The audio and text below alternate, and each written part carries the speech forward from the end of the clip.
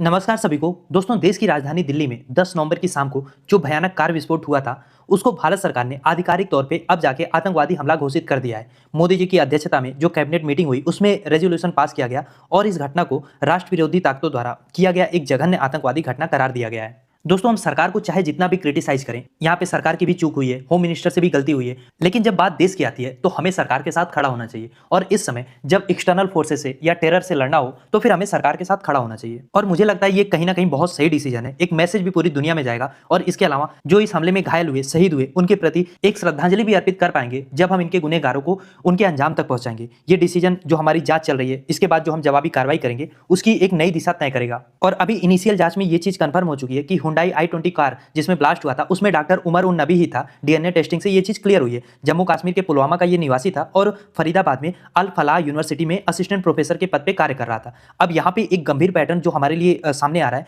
कि आजकल doctor, engineer, professional, white collar जो लोग हैं, इनको भी साइबर स्पेस में या इंटरनेट के माध्यम से कहीं ना कहीं रेडिकलाइज किया जा रहा है। और ये हमारी सरकार के लिए एक बड़ी चुनौती है कि इस रेडिकलाइजेशन को हम कैसे रोकें। सीमा पे जो दुश्मन है उससे तो हमारा सैनिक लड़ लेगा, लेकिन जो ये आतंकवाद की विचारधारा की लड़ाई है, इसको तो समाज के अंदर हर वर्ग को, चाहे वो किसी भी प्रोफेशन का हो, हर वर्ग को लड़ना होगा। और जानते हैं, खुलासे में ये बात सामने आई है कि ये विस्फोट जो हुआ है, ये कोई प्लांट विस्फोट नहीं था, कोई फियादीन हमला नहीं था। ये घबराहट में या तो गलती से वो कार वहां पे विस्फोट हो गई या तो जबरन इसको कराना पड़ा। क्योंकि फरीदाबाद में जो 3000 किलोग्राम का विस्फोटक सामग्री पकड़ा गया, उसके बाद इनकी जो प्लानिंग थी कि लगभग 50 से ज्यादा हाईटेक बम बना के ये अलग अलग जगहों पे विस्फोट करते, वो जब प्लानिंग फेल हुई है तो हड़बड़ाहट में उमर उन नबी ने 16 घंटे तक विस्फोटक से लदी हुई कार दिल्ली के एनसीआर में घुमाने के बाद इवेंचुअली जाके लाल किले के पास जब ट्रैफिक धीमी रहती है तो या तो गलती से या तो जबरन डिटोनेट हो जाता है, यानी फट जाता है। अब जानते हैं यहाँ पे एक मजेदार बात यह है कि अभी भारत सरकार ने ऑफिशियली पाकिस्तान का नाम नहीं लिया है। हमने नहीं कहा कि यह अटैक पाकिस्तान ने किया है, लेकिन पाकिस्तान की ओर से प्रतिक्रिया आनी शुरू हुई है। और ऐसा नहीं है कि कोई ट्रोलर बैठ के कुछ वहां से उल्टा सीधा लिख रहा है, नहीं।